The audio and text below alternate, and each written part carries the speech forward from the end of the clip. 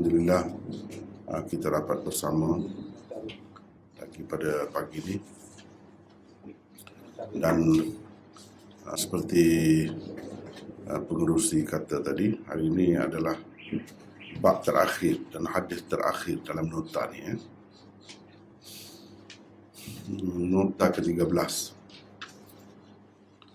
Bab terakhir dalam nota ni ialah bab ke-72 dengan hadis 719. Bab iqbalil imam 'ala an-nas 'inda taswiyatis sufuf. Bab imam menghadap ke arah makmum ketika meluruskan saf. Wa bihi qala haddatsana Ahmad bin Abi Raja' qala haddatsana Muawiyah bin Amr قال حدثنا زائدة بن قدامة قال حدثنا حميد الطويل قال حدثنا أنس بن مالك قال أقيمت الصلاة فأقبل علينا رسول الله صلى الله عليه وسلم بوجهه فقال أقيموا صفوفكم وتراصوا فإني أراكم من وراء ظهري. Imam Bukhari berkata, Ahmad ibnu Abi Raja' meriwayatkan kepada kami. Katanya Muawiyah bin Amr meriwayatkan kepada kami. Katanya Zaidah bin Qudamah meriwayatkan kepada kami. Katanya Humaid At-Tawil meriwayatkan kepada kami. Katanya Anas bin Malik meriwayatkan kepada kami. Katanya pernah ketika diiqamahkan untuk salat, Rasulullah sallallahu alaihi wasallam menghadapkan mukanya kepada kami seraya bersabda, jagalah saf-saf kamu dan berbarislah dengan betul. Maksudnya rapat-rapat. Sesungguhnya aku nampak kamu dari balik belakangku. Itulah hadis, satu hadis saja di bawah bab ke-72 ini.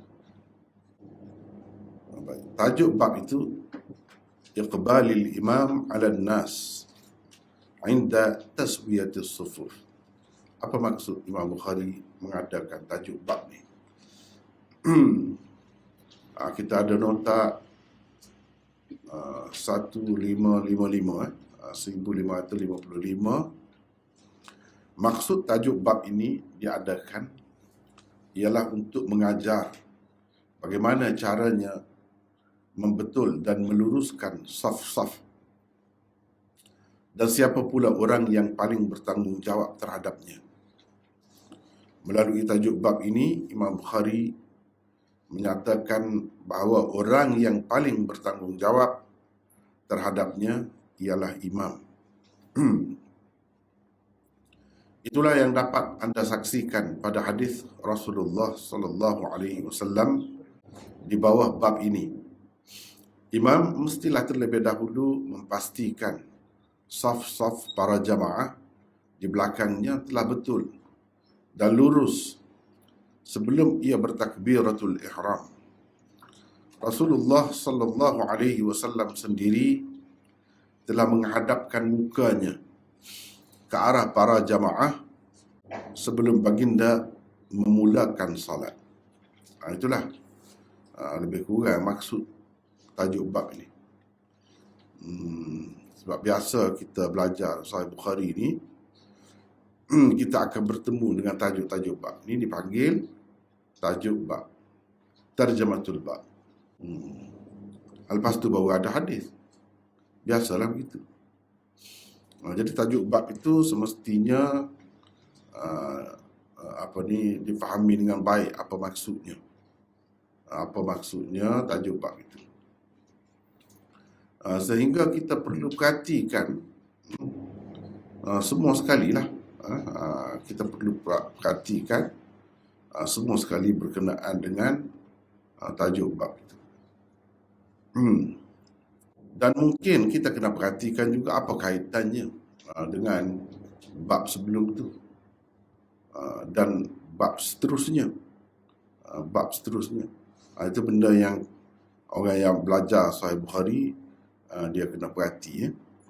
Kalau kita perhatikan bab sebelum ni, contohnya ni bab 72, bab 71, bab 72, bab 71 misalnya kita tengok bab taswiyatus sufuf inda al-iqamah wa ba'daha.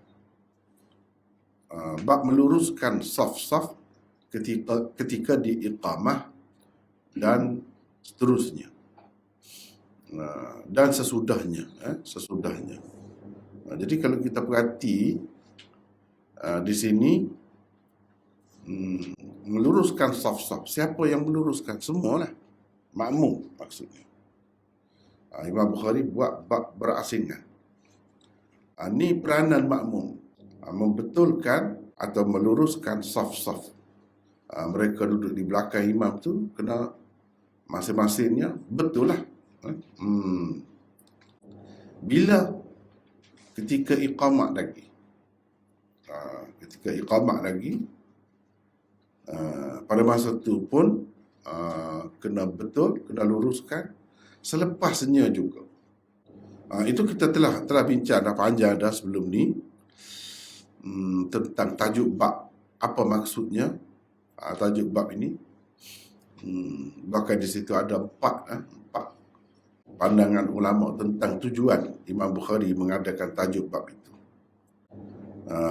Ni kita dah itu saya tidak nak baca semua. Cumanya salah satu yang saya sebut ni di sini, ni nombor 4 ni. Ini pada pengamatan saya lah. Bagi saya, Imam Bukhari nak kritik satu imam ataupun satu golongan yang mana amalan merekanya ialah ketika iqamat tu belum habis lagi, imam sudah mula dah bertakbiratul ihram. Ni kan? Selain untuk menyatakan masa imam memperbetulkan para makmum dalam saf-saf masing-masing dan menyatakan kepentingannya, Imam Bukhari juga bermaksud mengkritik pendapat golongan Hanafiyah yang mengatakan imam bertakbiratul ihram ketika muazzin mengucapkan qad qamatis salah. Yani ketika dia duduk qamat lagi lah, iqamah lagi.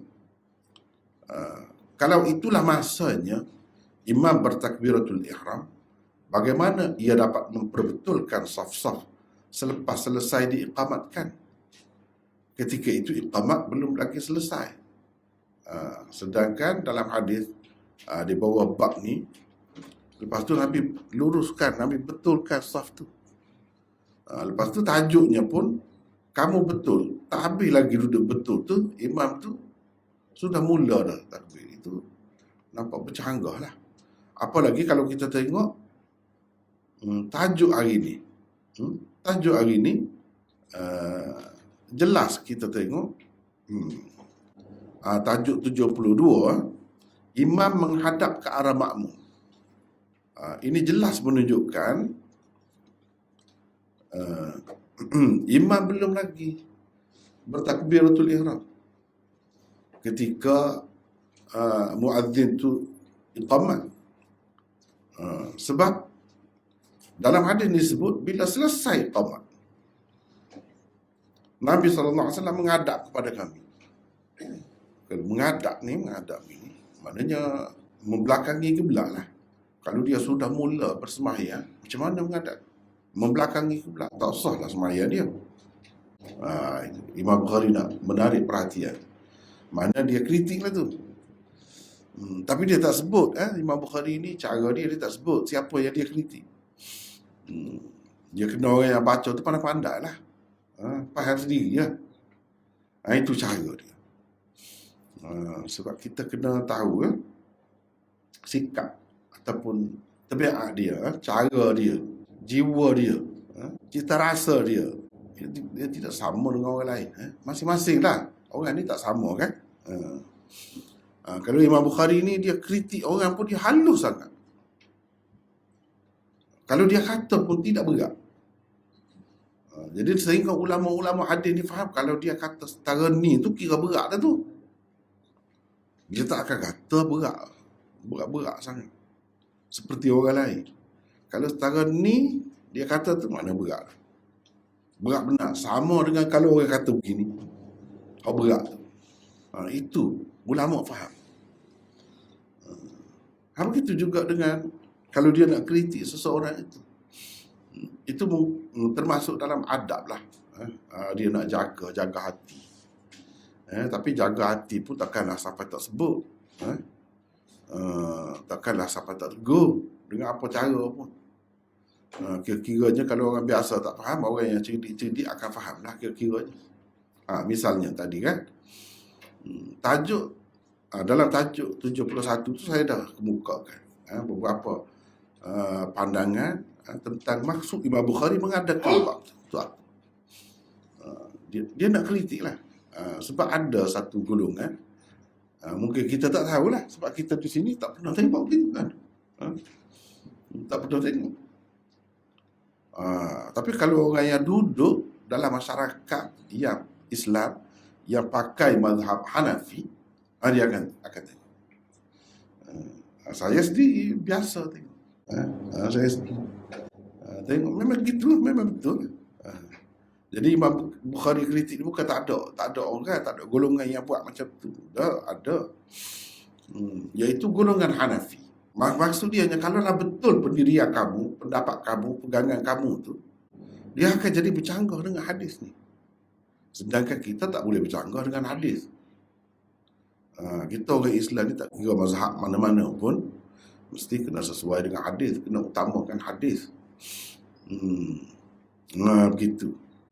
Jadi ni hadis ni jelas. Uqimatis salah. Dia kata, pernah ketika diiqamatkan untuk salat, mana telah selesai dah. Pernah ketika diiqamatkan untuk salat, ataupun pernah setelah selesai diiqamatkan. Kalau lagu tu lagi terang, kita kata dah. Kita tukar ketika tu. Kita pernah setelah selesai. Setelah selesai. Kalau kita kata begini, pernah setelah selesai diiqamahkan untuk salat. Sebabnya kalau kita perhatikan ni, uqimatis salat. Uqimat itu fi'il madhi. Madhi menunjukkan telah. Madhi menunjukkan telah. Kalau kita kata ketika sedang diiqamatkan, mazhab Hanafi ketika sedang diiqamatkan tu, dia sudah mula dah. Sedangkan di sini tidak ni. Ketika diiqamat tu, Nabi sallallahu alaihi wasallam berpaling tengok, menghadap kepada makmum tu. Jadi yang lebih sesuainya kita kata ketika selesai. Pernah setelah selesai diiqamatkan satu sembahyang. Sembahyang ni mestilah kita kata kalau iqamat ni dia khusus dengan sembahyang fardu 5 waktu lah. Sebab sembahyang lain tak ada iqamat kan. Tak ada iqamat. Tak kira lah jemaah tu, jemaah tu dia ganti, dia macam mengambil alih tempat zuhur tu. Adalah juga. Kalau sembahyang lain tak ada iqamat ni. Sembahyang apa pun. Kalau kata iqamat ni mestilah sembahyang fardu 5 waktu. Tidak disebut pula di sini sembahyang apa. Sebab tidak perlu disebut. Kerana semua sembahyang 5 waktu tu perlu jaga saf tu, perlu memperbetulkan, meluruskan saf tu. Tidak khusus dengan sembahyang zuhur sahaja, atau sembahyang asar saja. Tak, semua sembahyang lah. Asalkan sembahyang fardu. Sembahyang fardu 5 waktu. Jadi uqimatis salat maknanya setelah selesai iqamat gitu. Nabi lepas tu baru Nabi menghadap kepada kami. Ni riwayat ni. Baru Nabi SAW menghadap ke arah kami. Jadi muka dia tu ke arah kami. Bayangkanlah bila imam tu mengarahkan muka dia menghadap kepada makmum, apa maknanya? Dia membelakangi kiblat. Kalau Nabi SAW telah memudahkan salatnya, macam mana dia membelakangi kiblat? Kalau sekadar paling ini boleh lagi kan?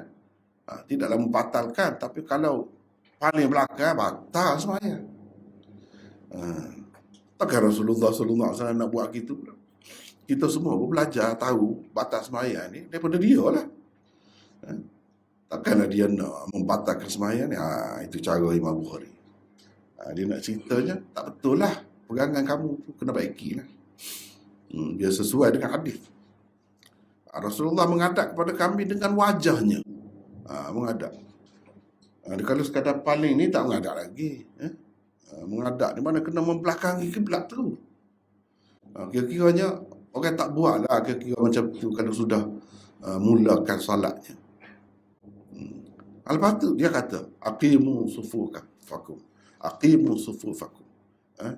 Jaga saf-saf kamu atau perbetulkan, luruskan saf-saf kamu. Ketika tu dia kata selepas tu.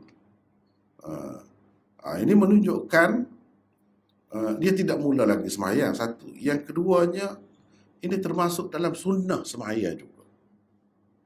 Tapi ia sebelum dan lebih bertanggungjawabnya imam.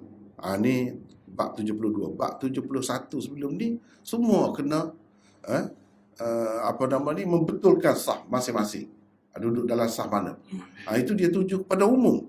Yang ni dia nak ceritanya termasuk dalam tugas atau tanggungjawab imam. Imam lebih bertanggungjawab. Bahkan imam kena ambil berat. Kalau nak kira, kalau dia tak ambil berat, itu salah dia. Gitu. Itu beza kan antara bab sebelum ni. Suruh betul saf juga. Apa beza dengan bab ni? Betulkan juga, tapi ini imam. Siapa pentingnya jaga betulkan saf itu. Kira-kiranya bila iqamat tu orang nak sembahyang dah lah. Nak sembahyang dah. Tidak lagi. Tak apa lagi dicela tu bercakap. Bercakap tak apa lagi. Padahalnya qad qamatis salah. Kira-kiranya lepas ni nak sembahyang dah lah. Sebab itu qad qamat itu sembahyang sudah berdiri. Padahal tak berdiri lagi kan. Tak mula lagi ketika orang qamat tu. Tapi lafaz qamat tu kalau kita perhati, qad qamat as-salah, sembahyang telah pun berdiri. Itu asal maknanya. Padahal tak berdiri lagi, tak mula lagi. Cara bahasa Arab ni dia begitu hak akan datang, kadang-kadang dia guna masa lepas. Perkataan tu menunjukkan masa lepas. Jika masa akan datang itu pasti atau dekat sangat, memang dia guna fi'il madhi. Gitu cara bahasa Arab. Bahasa kita pun gitu juga.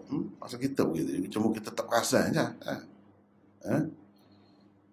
Misalnya kita tersepit, kira-kira bahayalah. Boleh jadi mati kita tu. Dalam keadaan tu, accident. Sudah mati dah aku. Mati dah aku sekali ni dah. Mati dah. Dah tu mana sudah kan? Tidak gitu kan bahasa Kelantan tu. Rengkah kepada sudah. Sudah mati. Bahawa kalau mati dah boleh kecek mana dah. Maknanya kita pun ada guna juga. Guna bila kata sudah, telah ni menunjukkan lepas dah. Asalnya maknanya begitu. Tapi kadang-kadang diguna untuk sesuatu yang belum berlaku. Tapi hampir berlaku ataupun maknanya memang pasti akan berlaku. Gitu kira-kira. Sebab itu dalam Quran disebutkan ata amrullah fala tasta'jilu. Ata amrullah fala tasta'jilu. Amrullah itu maksudnya kiamat. Urusan Allah, keputusan Allah telah pun berlaku. Pada kiamat tu tak berlaku lagi kan. Dia guna ata. Dia tidak guna ya'ti amrullah. Kalau nak kiranya akan datang berlaku tu ya'ti amrullah lah. Tapi buka Quran tengok ata amrullah. Sebab apa? Sebab kiamat tu pasti akan berlaku. Walaupun pada pandangan kita jauh, sebenarnya di sisi Tuhan amat dekat. Amat dekat. Macam qad qamatis salat tu, amat dekat ada nak semaya ni. Sebab tu guna qamat. Jadi tidak mesti qamat, mana sudah semaya dah. Sudah semaya, apa lagi kata nak selesai semaya, belum selesai lagi. Start semaya pun tidak lagi. Jadi uqimatis salah. Lepas tu baru Nabi SAW mengadap. Ini menunjukkan amalan orang-orang Hanafiyah bagi Imam Bukhari asasnya tak kukuh, bercanggah dengan hadis ini. Bercanggah dengan hadis ini. Itu maksud dia. Pada saya, salah satu maksudlah. Kita tidak kata semua maksud dia, sebab dia kadang-kadang dia tidak satu maksud, dia banyak maksud. Tapi salah satu yang saya nampaknya itu. Kalau seseorang tu dia mengutamakan sunnah, sepatutnya dia, kalau dia sudah biasa begitu pun, dia kena baikilah. Tinggalkanlah amalan seperti itu. Jangan ikut nenek moyang. Sebab yang kita nak ikut sunnah Nabi. Sunnah Nabi itu lebih besar daripada segala-galanya. Lebih besar daripada masyarakat sekeliling kita. Lebih besar daripada imam kita, kalau ia pun imam kita. Imam mujtahid pun. Lebih besar lagi. Ni hadis. Kita nak buat macam mana? Tak boleh takwil dah ni. Tak boleh takwil lagi. Jelas gitu. Jadi menghadap ke arah makmum. Mestinya membelakangi kiblat. Lepas tu bercakap-cakap lagi. Menunjukkan boleh. Ini bercakap ni ada kaitan dengan solat tu, kesempurnaan solat kita tu, betulkan saf tu. Tapi bukanlah bermakna itu saja kita boleh bercakap. Cakap benda lain pun boleh. Cuma kurang molek lah. Kurang molek. Ini bercakap ni perkara yang ada kebaikan, ada kena-mengena dengan kesempurnaan sembahyang. Jadi dibolehkan lah. Dibolehkan. Dan bahkan Nabi SAW buat begitu. Okey. Itu satu perkara ya.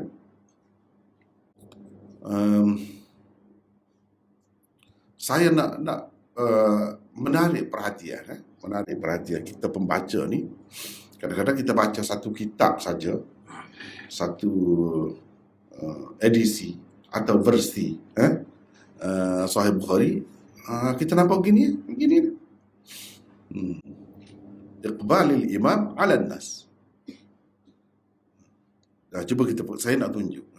Kalau kita baca banyak sikit kitab yang sama, kita akan bertemu lain sikit. Itu perbezaan nuskhah namanya. Perbezaan nuskhah kitab. Kitab ni dia ada beza-beza nuskhah. Cuba tengok ni. Ni Umdatul Qari, Syarah Sahih Bukhari. Nampak ke tidak?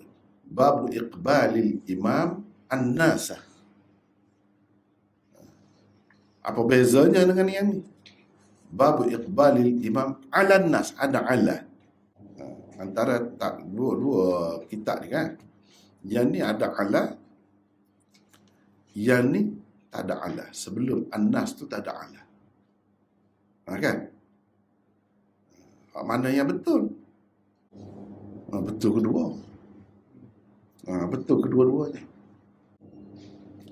Cuma kalau mengambil kira hadis di bawah bab ni, ia lebih sesuai dengan yang ni, yang ada alat.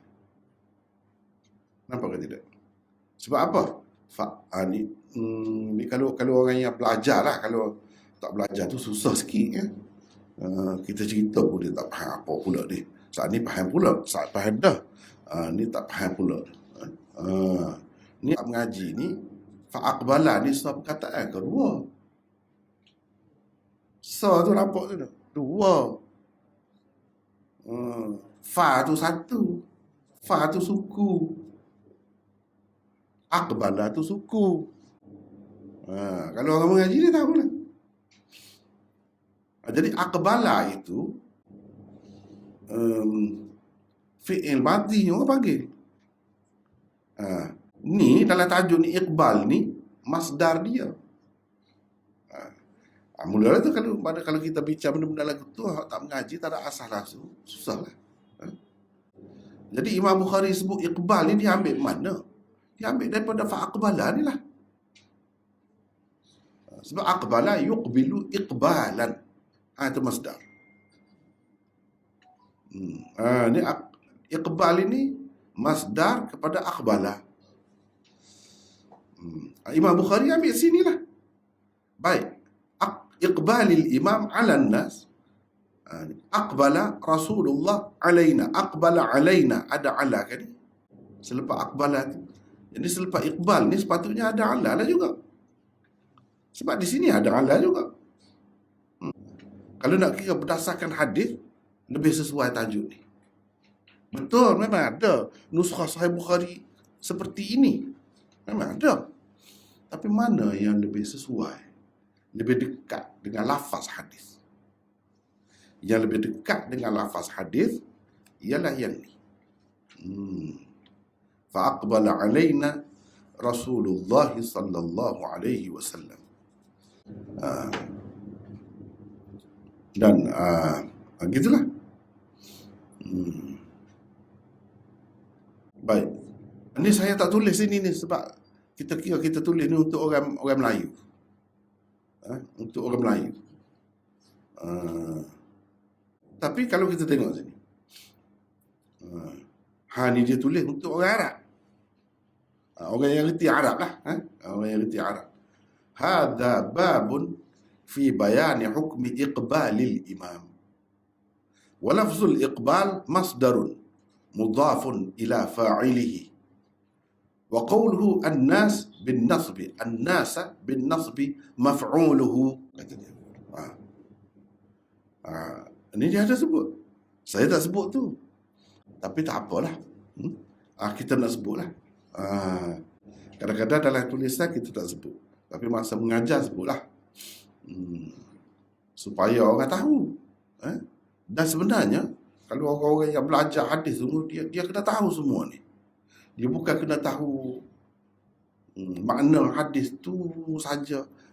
Tujuan, apa tujuan pengarah dia buat ni. Maksud, tajuk bab tu. Bukan itu saja. Dia kena tahu. Ini beza. Beza di antara orang yang betul-betul mengaji hadis. Secara formal lah. Secara formal. Dia mesti kena tahu ni. I'rab dia juga ni. I'rab dia. Kalau orang panggil orang alim hadis lah. Orang alim hadis. Orang ngaji. Dia kena boleh i'rab. Setiap satu. Babu tu jadi gapo. Iqbali jadi gapo. Al-Imami jadi gapo. An-Nas jadi gapo. Ini di sini dia cerita ni.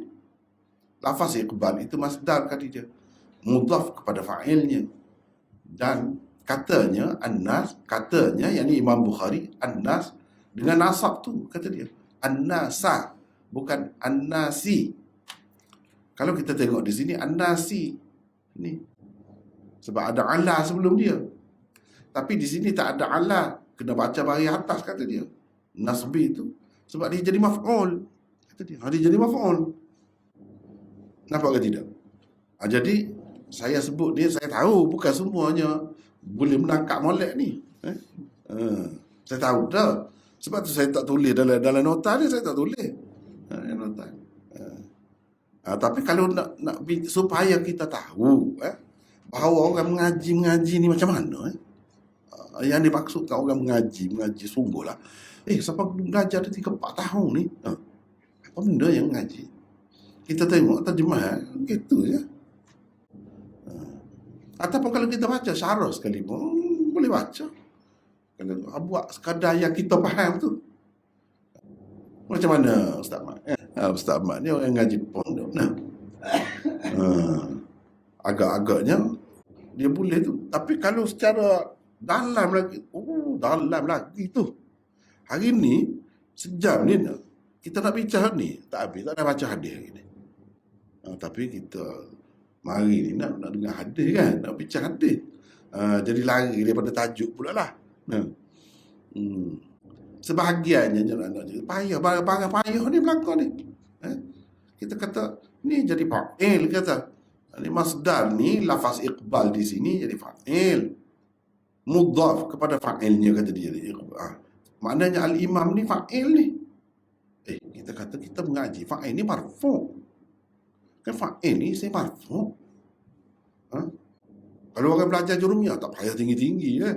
Belajar jurumiyah dia tahu dah duduk fa'il ni babu marfu'atil asma'. Baik saya marfu' ni. Lepas tu apa bagi bawah? Marfu' ni tak ada bagi bawah. Tak ada alamat rafu' ni bagi bawah. Alamat rafu' ni ada pak. Kalau dalam kitab nahu, dalam hafal tu tak ada bagi bawah. Mana kita kata fa'il ni bagi bawah pula. Tu benda dia sebut ni. Ni mudhaf kepada fa'il. Maknanya al-imam tu jadi fa'il lah. Sebab yang mengadap tu siapa? Yang mengadap imam. Jadi imam itulah yang melakukan perbuatan mengadap tu. Makmum memanglah dia menghadap ke kiblat dah. Dia tidak paling ke belakang. Imam tu setelah menghadap kiblat dia paling pusing. Maksudnya imam tu melakukan perbuatan menghadap tu. Fa'il lah orang panggil. Pelaku tu dalam bahasa Arab dia panggil fa'il. Apa menghadap? Ada orang yang dihadap. Yang dihadap tu orang panggil maf'ul. Maf'ul hukumnya mansub. Nasab. Alamat nasabnya fathah ni. An-nasa. Sebab itu an-nasa. Sebab itu an-nasa. Kenapa dia an-nasa? Sebab dia jadi maf'ul. Maf'ul mansub lah. Tapi soalnya kenapa imam? Apa ni imam ni yang jadi fa'il ni bagi bawah pula? Kalau orang mengaji lama-lama dia terlupa dah ni. Saya rasa lah. Lama-lama tak biasa tak main dengan kitab semua. Terlupa dah. Benda-benda lagu ni. Dia ingat, paling-paling ingat asah je. Fa'il itu marfu'. Soalnya apa? Fa'il tidak marfu' di sini. Inilah orang panggil rafu' pada mahal. Rafu' pada mahal. Rafu' pada tempat. Pada lafaz dia. Pada tempat. Ini tempat rafu' sebab fa'il. Fa'il marfu' lah. Macam mana tidak marfu' di sini? Rafu' juga, tapi rafu' pada tempat. Tempat rafu'. Kenapa dia tidak rafu'? Sebab kuat pengaruh. Itu panjang cerita lah. Kuat pengaruh mudhaf tu. Iqbal tu nak dia tu bagi bawah. Tu lebih kuat lagi. Lebih kuat lagi. Lepas tu dia kata, ni lafaz iqbal tu masdar. Dia idhafah kepada fa'il. Bapanya ayat gitu. Sebab gini, kadang-kadang masdar ni dia bukan idhafah kepada fa'il. Dia idhafah kepada maf'ul. Dia idhafah kepada maf'ul. Panjang. Dah. Sehingga, jangan kita kata, apa faedah duduk faham benda gini? Jangan. Sebab ni lah jadi khilaf pendapat ulama tu.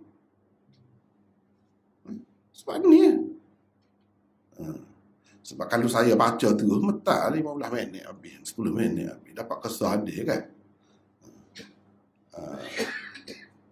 Saya bukan apa, nak menimbulkan kesedaran. Sekarang tak, ni peserta-peserta kita tak tahu pun. Sekarang dia tak, payah kat lah. Patut orang ngaji lama. Patut tidak semua orang boleh. Banyak perkara ni. Apa boleh pun, ada boleh peringkat ni, ada lebih lagi, ada. Wa fawqa kulli dhi ilmin alim. Suksudnya Tuhan. Tak ada dah atas tu lebih dahulunya. Tapi kalau manusia ni ada banyak peringkat. Sekolah pun kita tengok, sekolah tadika, sekolah rendah, sekolah menengah. Lepas tu you. Begitulah juga. Ni pun. Dia banyak peringkat. Susah. Jangan ingat main-main. Jadi, baik. Sekarang ni saya nak buat contoh, nak cari contoh lah. Saya contoh senang. Saya ambil kitab ni dalam ni puluh-puluh ribu kitab ni. Nampak begitu ya, tidak semua sampai itu dah. Ni dalam ni puluh ribu kitab. Tak apalah. Saya naknya kita tulis sikit lah. Dia tolong cari. Itu mudahnya. Jumpa selalu. Banyak pula tu. Ni Imam Bukhari. Imam Bukhari buat tajuk babu akli kulli dhi nabin minas siba. Saya nak ayatnya, kalau orang cakap faham benda tadi tu, dia pergi mana pun dia akan cakap faham tu. Kalau tak faham tu tak akan faham. Tak akan faham. Ni hadisnya. Nahan Nabi sallallahu alaihi wasallam an akli kulli dhi nabin minas sabr. Banyak ni tak habis lagi cari ni. Kitab ni. Banyaklah. Cuma kita ambil Bukhari. Kita ambil Bukhari juga. Jadi di sini, saya nak cerita ni, akli ni.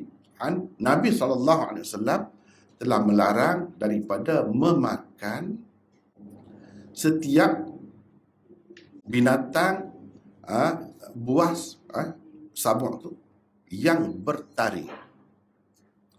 Nabi SAW melarang daripada setiap yang bertaring daripada binatang buas lah. Ni. Jadi akli ni nak ceritanya, akli ni minta maaf lah dah. Boleh tak? Aku tak sedih dengar lagu ni. Takut penat ya. Takut penat alik-alik belakang. Sudah dah. Akli ni gapo? Kepada dia orang ngaji hadis, dia tidak ngaji hadis saja, dia kena ngaji, dia barulah faham, barulah tahu. Akli ni dia kena tahu, dia kata apa ni akli ni. Inilah masdar lah, seperti Iqbal tadi lah. Ni Iqbal ni masdar. Ini masdar. Akli masdar juga. Bila masdar, dia jadi mudhaf. Selepas dia tu jadi mudhafun ilaih. Selepas dia jadi mudhafun ilaih. Panjang macam mana nak kenal mudhafun ilaih pula panjang. Saya tidak nak bicara belaka. Sekadarnya. Jadi bila dia jadi mudhaf, mana hasil lepas dia tu mudhafun ilaih, mana orang panggil idhafat. Idhafat tu kepada fa'il ke kepada maf'ul. Macam tadi kan. Ni idhafat ni dia kata mana tadi? Umdatul Qarin. Ni idhafat ni kepada fa'il. Iqbal ni diidhafatkan kepada fa'il. Imam tu fa'il. Mana imam tu lah yang menghadapnya, yang berpaling. Mula-mula dia menghadap kiblat, lepas tu dia paling pusing. Maknanya imam lah yang melakukan perbuatan tu. Sebab itu kita panggil fa'il. Jadi yang berpaling di sini, yang melakukan perbuatan berpaling tu imam. Jadi imam tu fa'il lah. Inilah orang panggil idhafat masdar kepada fa'il. Baik. Ini pula macam mana? Sebelum saya mari dia tak telitah pun ini nak ayat ni. Tapi bila mari tengok tu, bolehlah untuk kita bagi sekurang-kurangnya tahu. Saya nak beri faham tu je. Payah kalau. Jadi kalau anak kita mengaji lambat boleh pun faham-faham lah. Mana atas anak mengaji Arab tu kan. Apa ta'alim. Payah rupanya nak jadi alim ya. Contohnya ni lah. Ni yang pada hari ni. Akli ni pun masdar juga. Kenapa? Kulli. Tidak kullah. Tidak kullu. Itu masalah bahasa Arab ni ada bagi tu. Tapi kalau bahasa Arab baru sekarang, orang Arab kecak tak tahu bagi mana. Dia tak buru bagi, pakai mati belakang. Senang lah tu. Tapi kalau orang hak mengaji, kalau kita tanya dia tak mengaji lah Arab tak. Letak bukan mari dia tu. Kalau kita suruh apa mati kita cuba memburu. Letak bukan. Tapi kalau hak mengaji, tak ada wari dia akan sebut betul belakang. Baik. Sebab apa kita kata dia kulli? Sebab dia jadi mudhafun ilaih. Mudhafun ilaih kena bagi bawah. Bukan bahagian bawah majrur. Kata bahagian bawah tu tak mesti. Apa ni, jar tu bahagian bawah tak mesti.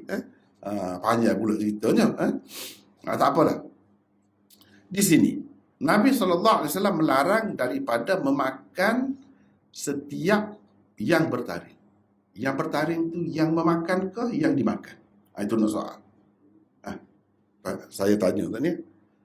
Nabi SAW melarang, larang kita lah maksudnya, daripada memakan setiap yang bertaring. Jadi setiap yang bertaring tu yang dimakan ke yang memakan?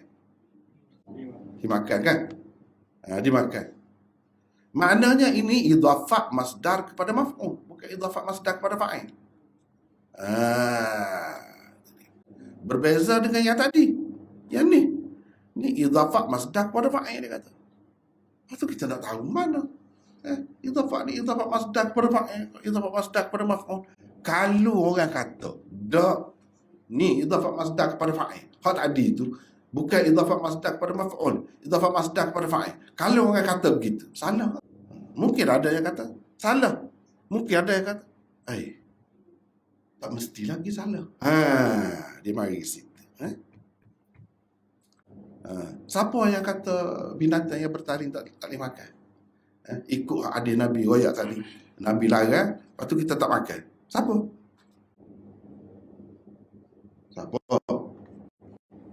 Orang mazhab mana? Mazhab Syafi'i lah. Siapa dia di antara kita makan? Binatang lari. Mana ada lari? Banyak nak tanya tu. Kambing tu, tu. Kuat.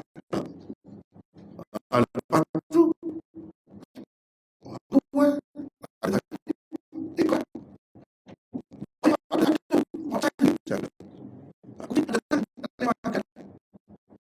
Nabi larang kita daripada makan setiap semua ada tari.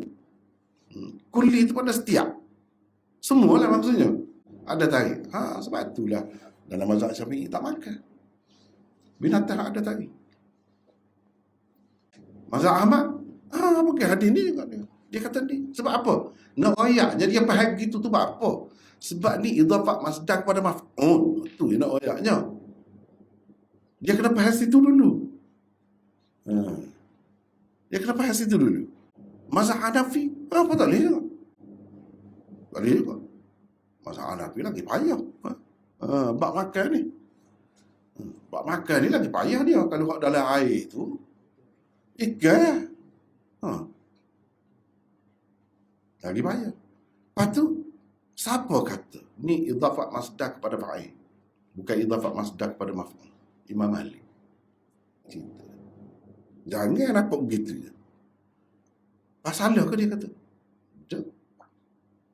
Bahkan kalau orang puati betul kan, hak dia tu lebih dekat. Sebab tu mazhab Imam Malik tak apa ada taring pun. Asalkan tidak jadi racun, tidak jadi masalah kepada kita. Pak kita kata, dah Nabi larang. Dia kata idhafah masdar kepada gapo ni. Tu dulu. Idhafah masdar kepada fa'il dia kata. Mana dhinabin, mana setiap yang bertaring tu yang memakan, bukan yang dimakan. Yang bertaring tu di sini Nabi royak ni yang memakan tu, bukan yang dimakan. Sebab itu ada khilaf. Khilaf tu mari mana khilaf tu? Saya nak cerita lah sini mari ni. Kaedah ni lah. Orang yang kata tak boleh tu dia kata idhafah masdar kepada maf'ul. Mana kulli dinabin tu jadi maf'ul yang dimakan. Imam Malik dia kata boleh. Tak bertaring pun. Tak ada masalah kata dia. Sebab tu orang Afrika alik sana ramai mazhab Malik. Kita rasa pelik pun tak kira. Kita pelik lah. Tu di UAE learn itu. Bukan main kaya tu dah. Ada tu. Minum medalati kalau kita. Minum medalati ni apa dia ada macam-macam lah dah. Nescafe, kopi, macam-macam learn ni kan. Dia air kecil tak ada. Jual kedai. Dalam peti. Dia bagi dia tak apa. Air kecil tak. Dia kata ada khasiat. Masalah ke dia? Dia cara dia. Tu kan orang apa di cara luar. Nak faham Islam cara luar ni. Apa? Apa kaedah dia? Dia ada kaedah dia sendiri, tapi kita tidak nak bicara itulah ni. Nak ceritanya, kenapa orang sana sesuai dengan mazhab Malik? Kita ni sekeliling laut. Dia tak ada laut tu. Di Afrika tu setengah-setengah negara duduk tengah tak ada laut. Adanya binatang buah banyak. Orang safari ke betul kan? Ada sana banyaknya. Dia pegang mazhab Malik. Jadi an akli kulli dhi nabin, maksud idafah masdar kepada fa'il, dia kata. Seperti mana kamu boleh kata di sini, ni idafah masdar kepada fa'il. Ini kan kamu kata gitu. Yang menghadap ni siapa? Tu iman. Mana tu iman tu melakukan perbuatan menghadap tu. Orang panggil idafah masdar kepada fa'il lah. Apa salahnya kalau aku kata sini idafah masdar kepada fa'il juga? Kalau idafah masdar kepada fa'il, jadi apa? Apa maksud ni? Idafah masdar kepada fa'il. Ni. Sebab itulah payah. Memang payah. Nahan Nabi sallallahu alaihi wasallam an akli kulli dhi nabin, an ma'kul kulli dhi nabin. Saya mari ni sebentar. Kita mari ni. Kita tulis sini. Biar mudah nampak sikit. Kita tulis sini. Mudah nampak sekarang ni kan. Nahan Nabi sallallahu alaihi wasallam, Nabi sallallahu alaihi wasallam melarang daripada bukan makan. Dia tidak terjemah begitu. Akli ni dengan makna makul. Akli ay makul. Gini ya. Makul. Makul. Nabi SAW melarang daripada apa yang dimakan oleh yang bertaring, binatang yang bertaring. Jadi oleh yang bertaring ni yang memakan. Yang dimakan tu apa-apalah. Kijang kah, rusa kah, asalnya kita boleh makan. Tapi oleh kerana ia telah dimakan oleh binatang yang buas ni, yang bertaring ni, matilah. Bolehkah kita ambil makan? Tak boleh.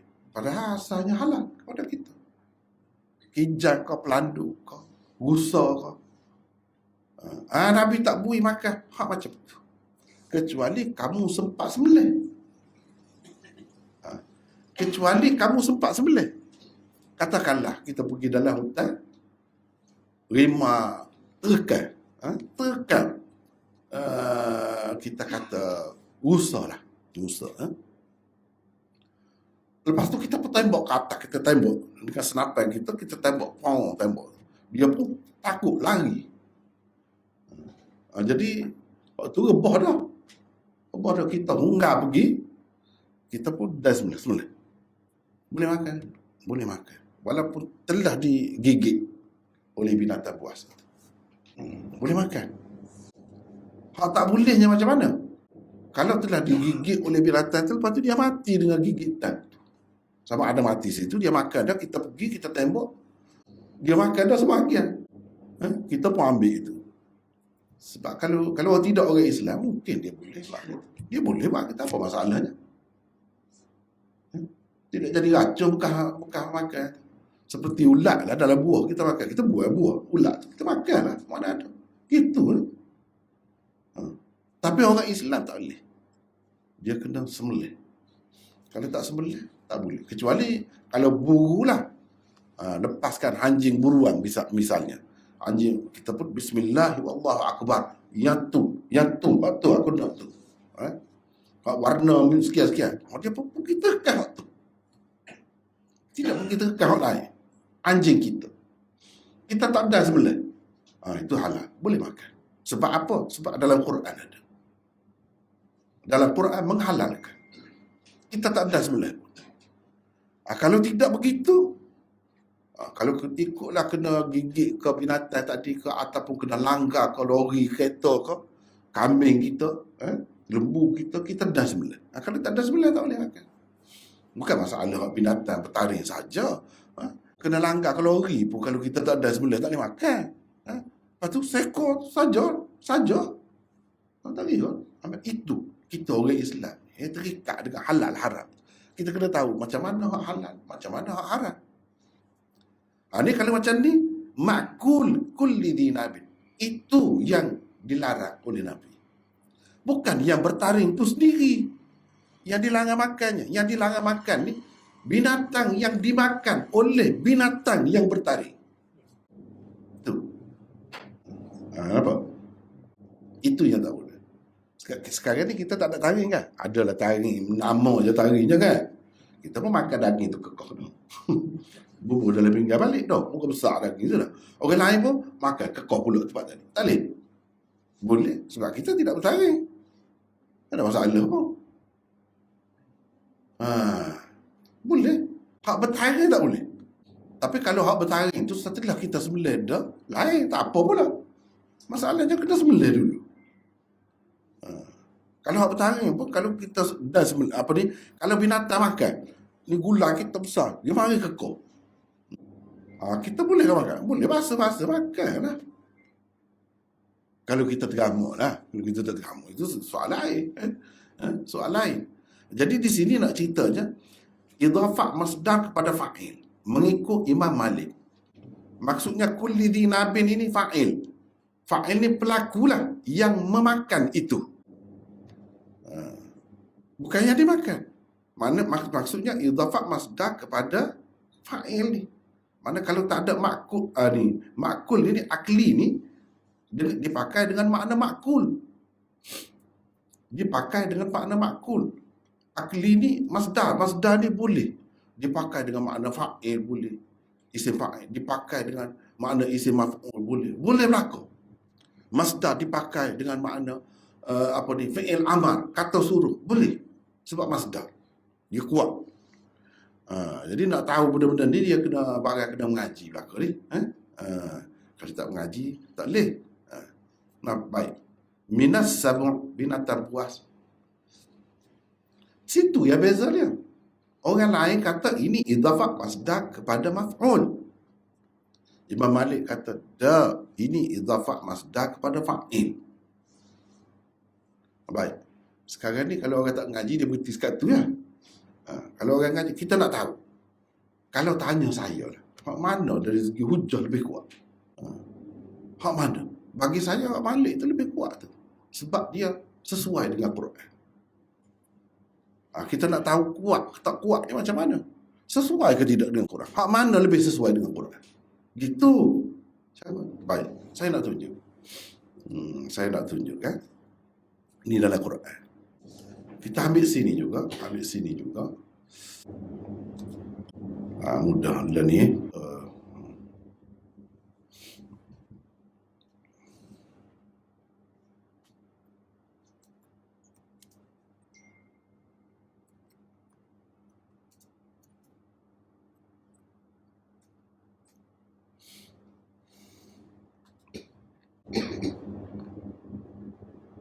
Tak boleh. Kita kena keluar dulu. Tak apa. Semula ni. Sini baru ni. Coba perhati di sini. Ini ayat Quran dalam surah Al-Ma'idah. Ayat 3. Hurrimat alaikumul maitatu waddamu walahmul khinzir wama uhilla li ghairillahi bih. Ini panjanglah cerita ni. Diharamkan kepada kamu bangkai. Makanlah maksudnya. Tengok tu tak apa. Maksudnya makan. Sini. Kita tahu mana. Panjang cerita lah. Kalau nak bicara tu pula lah. Darah. Daging babi. Ni. Wa ma uhilla li ghairillahi bih. Dan sesuatu yang ketika disembelih tu disebut nama selain Allah. Walaupun binatang tu halal. Lembu. Tapi sebut nama berhala misalnya.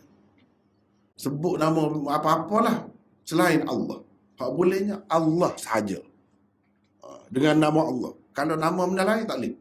Walaupun binatang tu halal. Asalnya. Wal munkhaniqatu, binatang yang mati. Apa nama dia, tercekik. Mati tercekik. Termasuklah kalau orang kafir dia tak cara tu cekik kan. Ambil ayam dapat kaya kan dah. Pula cekik lah tu. Ataupun kita cekik tekuk dia kan ikutlah ke mana. Tak boleh. Wal mauqudhatu, binatang yang mati kerana jatuh dari tempat tinggi. Atau maksudnya mati kerana terhentak. Kambing jatuh daripada tempat tinggi, boom, jatuh. Mati dengan sebab tu. Kalau tidak mati selalu pun mati dengan sebab tu lah. Tak boleh. Kalau kita tak ada sembelih, nanti selepas ni kita. Wal mutaraddiyatu, saat ni kita hempak ke, kita hentak ke. Al mutaraddiyatu ni ya jelas, yang jatuh daripada tempat tinggi. Jatuh daripada tempat tinggi, mati. Wan natihatu, binatang yang mati kerana ditanduk oleh binatang lain. Ditanduk oleh binatang lain atau digigit oleh binatang lain. Wa ma akalas sab'u. Cuba tengok ni. Dan binatang yang dimakan oleh binatang buas. Binatang buas tu yang memakan yang dimakan dalam ayat ni? Yang memakan kan? Jadi dalam hadis tadi kita tengok sini sabuk ni ada sebut di sabuk. Jadi sabuk ni maksud di sini kalau sesuai dengan Quran, tengok Quran, yang memakan yang dimakan. Kalau kita kata kulli dinabin, yang bertaring ni yang dimakan, maksudnya di sini sabuk ni yang dimakan lah. Kalau kita kata kulli dinabin ini yang memakan, mana sabuk ni yang memakan. Baik, kalau kita tengok Quran ini, yang memakan tu apa? Sabuk. Yang tidak boleh kita makan, diharamkan kepada kita, memakan apa yang telah dimakan oleh binatang buas. Sebab tu Imam Malik kata binatang yang dimakan oleh binatang buas, itu yang kita tak boleh makannya. Apa? Binatang yang dimakan oleh ni, cuba tengok. Ma'akalas sab'u. Apa yang binatang yang dimakan oleh binatang buas. Sebab ni duk cerita ni pasal binatang ni yang benda yang hidup ni. Yang kita kena sembelih lah. Illa ma dhakkaitum, kecuali yang kamu sempat sembelih. Inilah cerita. Walaupun dia dimakan oleh, kita kata rimau tadi, bila kita tembak tu dia lari, gelepar lah. Usaha tu kita pergi sembelih. Kita sempat sembelih. Walaupun bekas kena kekal lah, kita kata ke rimau tu, tak jadi masalah. Kita boleh makan. Sebab Tuhan kecuali yang kamu sembelih. Mana maksudnya yang tak boleh tu, yang kamu tak ada sembelih lah.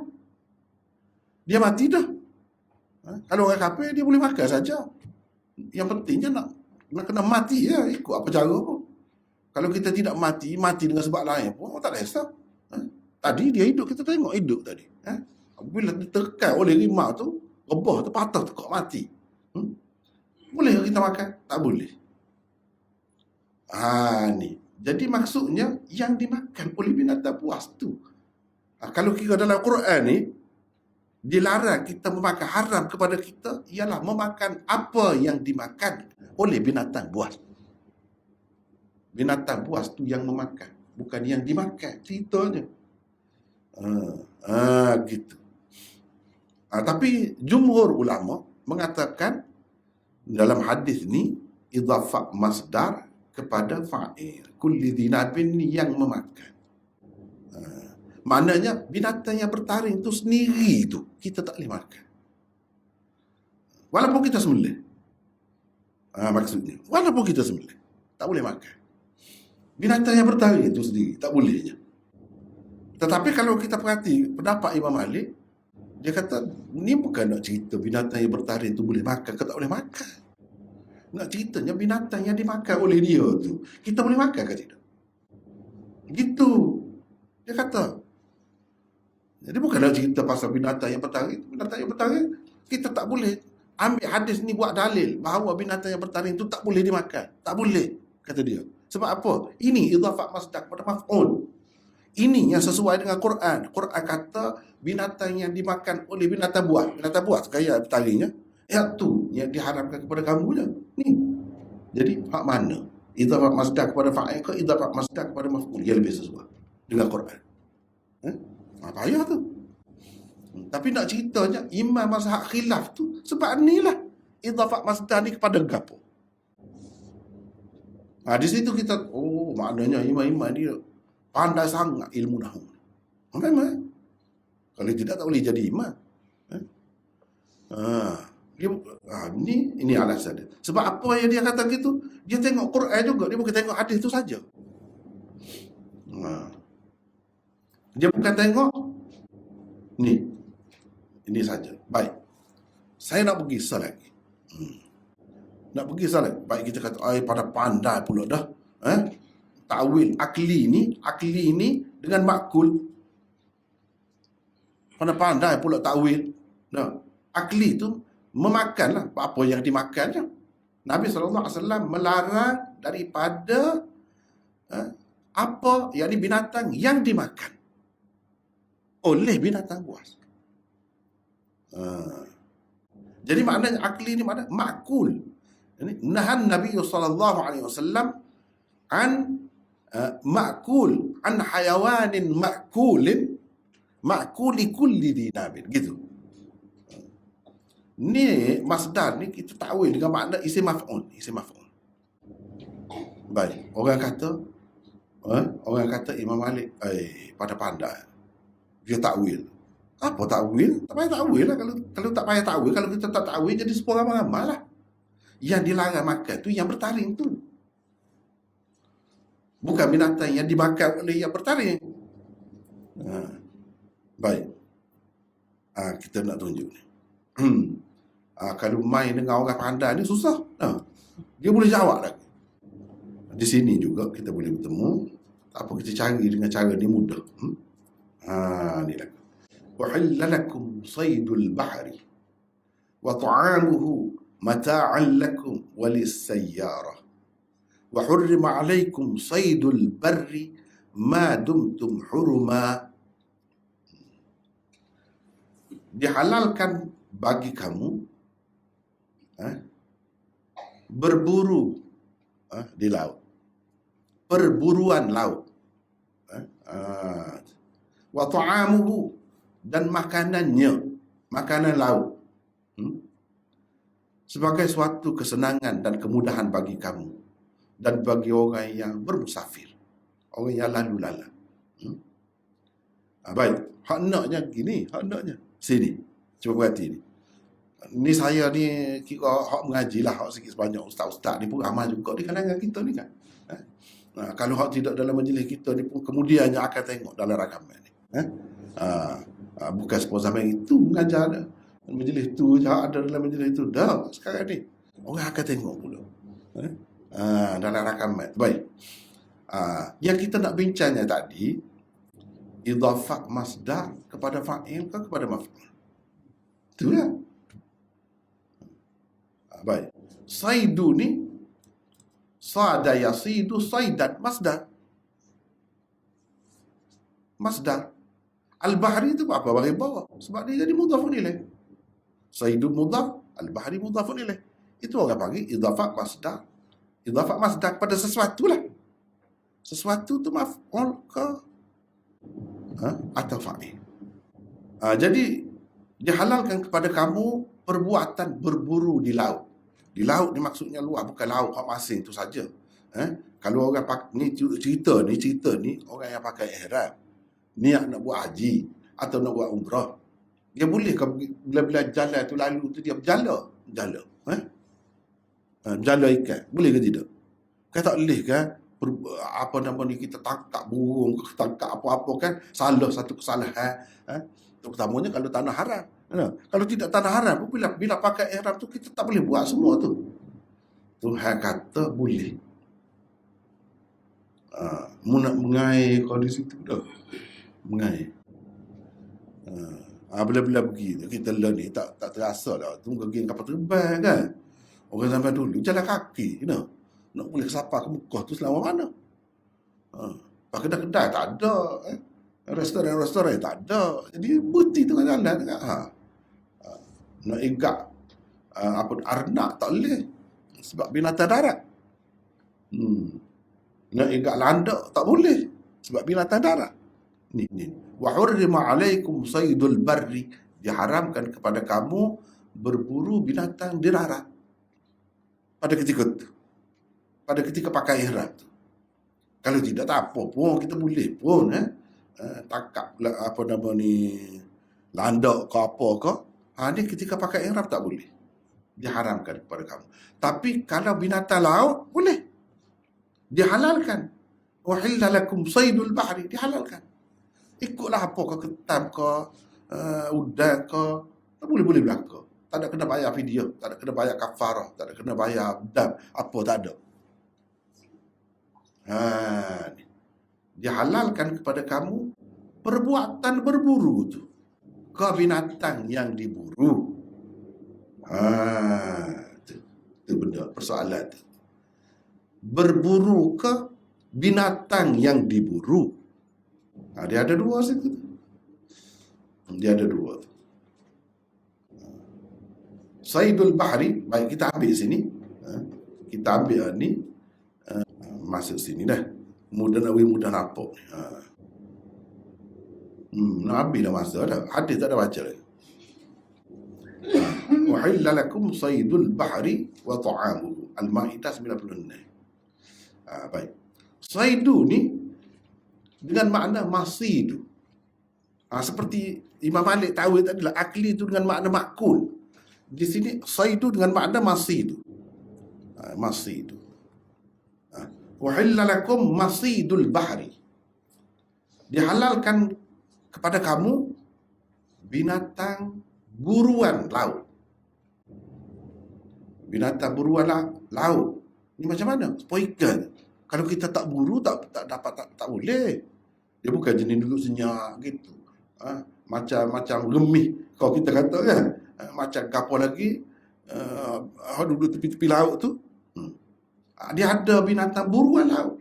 Ada tidak buruan laut? Tidak. Kita pergi ambil, boleh kutip. Baik. Masidul bahri wa ta'amu. Ta'amul bahri ni apa? Makanan laut ni apa? Maksudnya yang kita tidak perlu buru. Macam saya sebut tadi lah. Banyak kan? Gemih, lala ke apa ke duduk tepi tu kita ambil kutip. Itu ta'amul bahri namanya. Makanan laut. Saydul bahri dengan makna masidul bahri. Binatang laut yang perlu diburu untuk kita mendapatnya. Kalau tidak kita tak boleh tangkap. Misalnya sutung, kena buru tu. Sebab tu orang mencandak sutung kan. Kena buru tu. Jadi nak ceritanya boleh belaka. Berburu pun boleh. Kita tidak berburu, orang lain pergi buru. Buat mari kita hidang kepada kita. Kita boleh makan juga. Walaupun kita pakai ihram. Dan tidak kena bayar dan tidak kena gapo-gapo. Itu maksudnya. Jadi nak ceritanya, ni saydu ni, masdar ni kadang-kadang dipakai dengan makna isim maf'ul. Ni masih. Ini isim maf'ul lah. Sama lah juga dengan yang di atas tu. Akli tu dengan makna makul dipakai sebagai isim maf'ul. Tu nak ceritanya. Lepas tu dia kata, kamu pakai sini. Saydu dengan makna masih. Apa kamu nak halal kita pakai akli dengan makna makul? Kalau kamu sendiri pakai di sini sayd, masdar ni dengan makna masid, dengan makna masid, sepatutnya kamu tak kata apalah kalau kami nak pakai akli dengan makna makul. Kamu tak kata apalah sepatutnya. Memang boleh pun mengikut kaedah begitu. Kalau mazhab Hanafi tidak gitu. Dia kata, di sini said bukan dengan makna masid dah. Said dengan makna masdar. Masdar. Berburu, perbuatan berburu tu dihalalkan kepada kamu. Yang kamu burunya yang boleh makan tu ialah makanan laut yang halal, iaitu apa? Dia kata begitu. Ikan. Itu ta'am dia nya, ta'am laut tu, ikan. Baik kita kata, ni saydu ni kalau kita pakai masih tu luah lah. Sutong pun boleh, ketai pun boleh, udai pun boleh, kena buru belakang tu. Kalau kita pakai saidu dengan makna masidu. Jumhur ulama pakai saidu dengan makna masidu tadi. Ni. Imam Abu Hanifah tak mahu pakai tu. Dia kata tak. Saidu tu perbuatan berburu tu boleh, tidak salah. Tetapi yang diburu itu hanya satu. Ikan.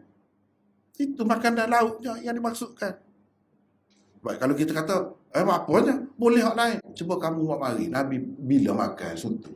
Cuba mari. Bila Nabi makan ketai? Bila Nabi makan udang? Jelas. Bukti yang jelas. Tak pusing, tak mahu takwil-takwil macam tadi. Sesuai dengan makna masidu. Bila masidu, luahlah. Yang kena buru tu banyaklah. Dan laut tu bukan ikan saja. Dia kata begitu. Jadi ulama ni kadang-kadang dia jadi khilaf kerana benda-benda gini. Kita tak nampak tu. Kita tak nampak tu. Nak ceritanya, kalau kita belajar hadis, kita bahasa Arab kemah, nahwu kemah, lepas tu kita tahu mazhab-mazhab pula. Banyak benda kita boleh faham. Baru kita faham. Gini. Sebab apa dia faham gini? Sebabnya gini. Jadi wa ta'amuhu ni bagi Hanafi ikan saja. Sebab apa? Dia kata ada hadis. Uhillat lana maitatan wa daman. Adapun apa ni? Dihalalkan kepada kita 2 bangkai dan 2 darah. 2 bangkai yang dihalalkan itu apa? As-samaku wal jarad. Ikan dan belalang. Jadi hak lain-lain tu bangkai tu. Mana kita sembelih? Udai kau, sutong kau. Tak ada sembelih. Kalau tidak sembelih, bangkai lah kata dia. Mati sendiri. Walaupun kita tidak sembelih, halal juga. Ikan je Nabi kata. Hak lain-lain tu bangkai lah. Dia kotuk dia pergi. Kita setuju, tidak setuju, itu cerita lain. Saya pun tak setuju. Kalau kita tak setuju, payah nak makan sutong apa dah. Tapi nak cerita cara dia bahar tu. Dan bila seseorang imam dia nak cerita, bila seseorang imam dia faham gitu kan tak? Tak boleh, memang tak boleh. Kira-kiranya Imam Abu Hanifah ni tak makan. Dia tak akan kecek saja, tak boleh. Pada dia senyap-senyap makan. Tak boleh gitu. Imam mujtahid ni setara tu. Tapi kita orang biasa ni apa perlu nak jadi seperti mujtahid tu je? Kita tak tahu pun dia faham lagu mana, kenapa dia buat kesimpulan begitu. Kita tak tahu pun dalil mana. Ikut hak mudah sudahlah kita ni. Hak mudahnya kan kita tengok orang duduk menego soto kaya raya. Lepas tu kita nak menego ikan saja. Susah lah lagu tu. Nak cari binti pun susah. Lepas tu tak sampai lah untuk pakai lain. Kita tak tahu bab hujah-hujah ni. Bak dalil-dalil ni, lagu mana dia ambil mana, dia faham begitu tu sebab apa, kita tak tahu pun. Kalau dia rayak pun kita ternganga juga. Kalau dia cerita pun kita ternganga juga. Contohnya saya serah hari ni, kalau hak tidak mengaji langsung, tak ada asal langsung, peningkatlah. Kau serah lagu mana? Kau serah selesa je. Mudah ke payah tu nak faham? Mana kita ada kena-mengena dengan kita, tak ada kena-mengena dengan kita. Tu orang biasa lah, orang awam ni. Dengan sebab tu saya kata, orang awam ni pilih. Mana dia berasa selesa. Pilih. Tak ada masalah. Apa duk terikatnya dengan dia. Tak ada siapa dia suruh terikat pun. Tak ada perintah Nabi pun. Mu orang sini mu kena ikut mazhab Hanafi. Ada lagi tu. Mu orang sini mu kena ikut mazhab Syafi'i. Tak ada. Ini sebab banyak lagi bab lain. Perkara lain. Banyak lagi perkara lain nak cerita. Jadi sebab itulah kata panjang cerita. Jadi kalau Imam Malik takwil ni akli dengan makna makul, yang dimakan tu binatang yang dimakan oleh binatang yang bertaring itu yang dalam Quran itu sebut haram. Dan dalam hadis ni pun dia tak akan lari daripada Quran. Sesuai dengan Quran. Pendapat yang kuat ialah pendapat yang lebih sesuai dengan Quran. Dalam Quran sebut apa nama dia, binatang buah tu yang memakan. Kau yang dimakan. Yang memakan. Bila yang memakan, maksudnya tak ada kena mengena lah dengan dia tu. Bukan sini nak cerita tentang dia tu, nak cerita tentang benda yang dimakan oleh dia tu. Benda tu pun kalau binatang yang perlu sembelih. Nak cerita bab sembelih ni. Kalau dia makan benda lain, tak apa, dia makan kek. No. Sebahagian kek dia makan. No. Binatang taring sana ni makan kek. Oh, kita pun pergi hamba dia lagi. No. Kita pun kerak. Kalau tak tergamuk makan bahagia dia, kena mulut dia tu, kita kerak. Mata mak bagi lagi makan lah. Tak apa tu. Bukan nak cerita tu ni. Cerita binatang tu. Nak makan binatang. Jadi gitulah. Baik. Sebagaimana Imam Malik boleh takwil akli ni kepada makul, orang lain takwil juga. Saidu dengan makna masidu. Tadi kita dah ni dihalalkan kepada kamu binatang buruan laut. Memang kalau binatang laut ni ada dua jenis kan. Orang makan tu. Ada yang kena kejar dululah, kena mitah dululah. Kena pukak, kena apa kau dulu. Baru boleh kita kuasai dia. Ada yang tidak. Yang tidak tu ta'at. Dua perkara yang berbeza. Jumhur ulama kata begitulah. Sebab tu dia kata orang lain-lain boleh makan juga. Supa remis, supa lala, supa apa, dia boleh makan. Hak tu ta'am, bukan basi. Kita tak perlu buru hak tu. Dia pergi situ. Jadi yang diburu ke atau yang tidak diburu ke, kalau binatang laut ni halal dimakan. Bukan setakat halal itu. Orang yang pakai ihram pun tak apa makan. Dia nak pergi tangkap pun tak apa juga. Hak tak bolehnya, kalau binatang darat. Binatang darat tak boleh lah. Kalau orang yang berihram. Orang yang tidak berihram, tak apa pun. Boleh je. Orang yang tidak berihram nak berburu. Kecuali lah ada peraturan lah. Tak boleh dah. Binatang ni nak pupus dah. Kerajaan pun tak benar. Itulah yang cerita. Itu taat kepada ulil amri. Ulil amri kata tak boleh. Tak boleh dah. Gitu. Bukan pada asalnya benda tu tak boleh. Gitu. Bukan pada asalnya tak boleh. Kerana sebab-sebab tertentu. Boleh jadi berlaku. Binatang yang halal. Tapi kenapa kita kata kerajaan ni jahat? Memang benda ni halal. Dalam kitab kita baca. Halal. Dia larang pula kita berdiri.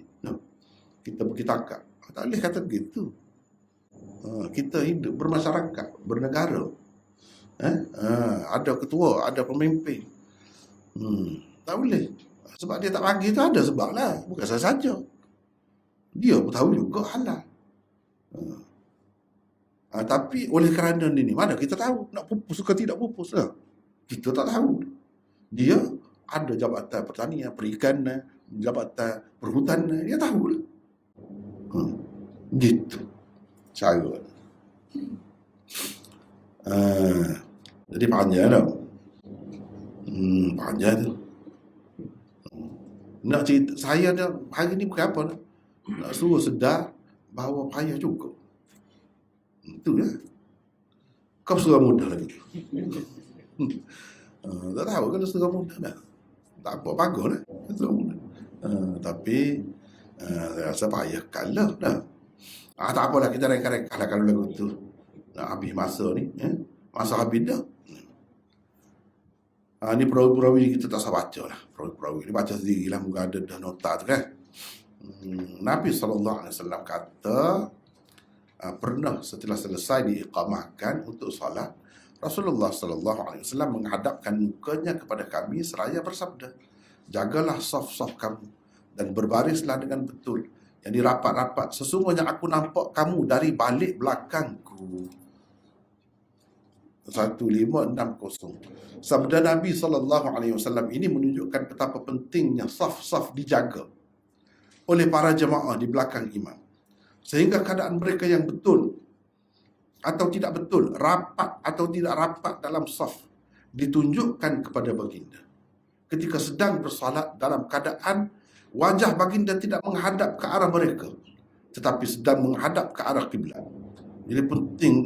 Jadi apa tujuan Nabi ni dinampakkan?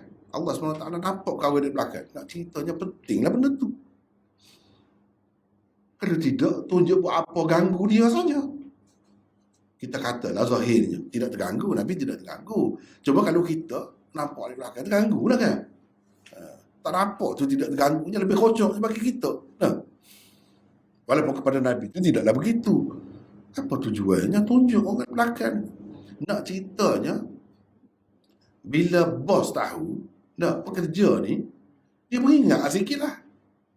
Bila bos nampak, mana-mana pun ada kamera CCTV ni ada ni.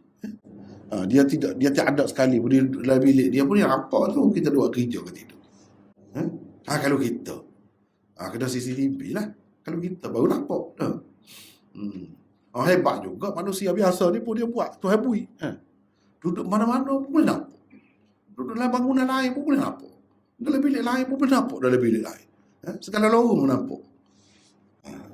Tuhan nak tunjuk lah tu kepada kita. Kita manusia biasa, hasil penemuan manusia, kajian manusia, kemajuan dalam bidang sains, teknologi. Setakat tu. Kalau Allah SWT nak bui Nabi dia seorang, pada masa tu, pada kita tahu kamera CCTV mana dah, nampak di belakang masalah.